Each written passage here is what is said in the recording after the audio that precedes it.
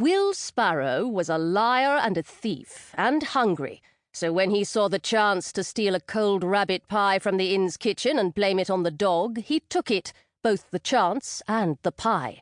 But the innkeeper would have none of it. "And how did the wee dog open the door, scrabble onto the table, and fetch the pie out of the kitchen, all the while sitting on Mistress Grab's lap having his ears scratched, I would like to know?" He grabbed Will by the shoulders and shook him. Pie-crust crumbs fell like snow. "You have stolen your last meal, boy. I paid too high a price for you," the innkeeper said with a spray of spittle. "Free drink for your lout of a father. I could easily hire me 2 boys for what he costs me in ale." Will struggled to escape, but the innkeeper held on tighter. "No, boy, you be a liar and a thief, and not worth your keep. I mean to send you to the city, sell you for a climbing boy." Will's heart thumped. "A chimney sweep? Nay," he said, still struggling. "Nay." "Aye, boy, there always be a market for such," the innkeeper continued. "Them don't last long. Their lungs go." Will kicked his captor in the knee and, shoving the table aside, turned for the door, but the innkeeper stuck out a booted foot, sending Will tumbling to the ground. "You be off with the carter in the morning," he said, lifting Will by the collar of his shirt. Although Will struggled and kicked and tried to bite the innkeeper's large and leathery arm, he could not escape and was locked in the stable, without his boots, lest he run.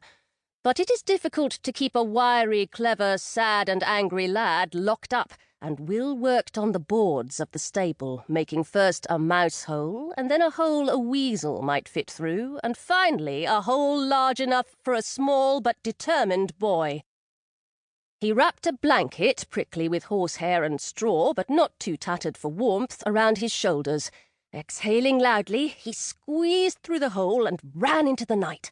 In the deepening dark, the boy could not see the road ahead, so he ran with his arms outstretched and waving wildly, lest he collide with a tree or a wagon or some unknown frightful thing. Such motions made running difficult and slow, but no one could follow him in the dark, so he ran. Finally, his arms and shoulders, not to mention his legs and feet, grew so tired and ached so fiercely that he had to take the risk and stop. Where he was, he did not know. On the road or off, he did not know.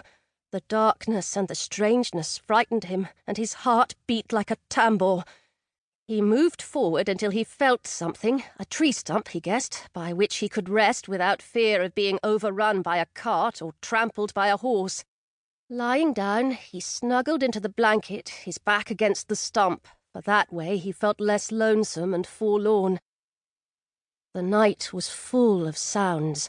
Leaves rustled and whispered, the wind moaned, branches creaked and snapped. Will could not sleep. He lay imagining the innkeeper catching him, his father finding him, or worse, trolls and goblins, ogres and elves and evil dwarfs come out of the forest to bedevil him. When he heard the direful hooting of an owl, he pulled the blanket over his head. Finally, comforted by the familiar smell of horse, he slept. Dawn comes early in summer, so before long he woke to the sound of a cock-crow and opened his eyes. Fie upon it! In the dark he had doubled back and was now not an hour's walk from where he'd started. He smiled a sour smile. Leastwise the innkeeper would not be looking for him here, so near to the inn. He rubbed his eyes, washed his face, and drank deeply from a stream running warm and shallow. "You, Will Sparrow," he said to his face shimmering in the water, "are a sorry excuse for a runabout. Now, you must start again."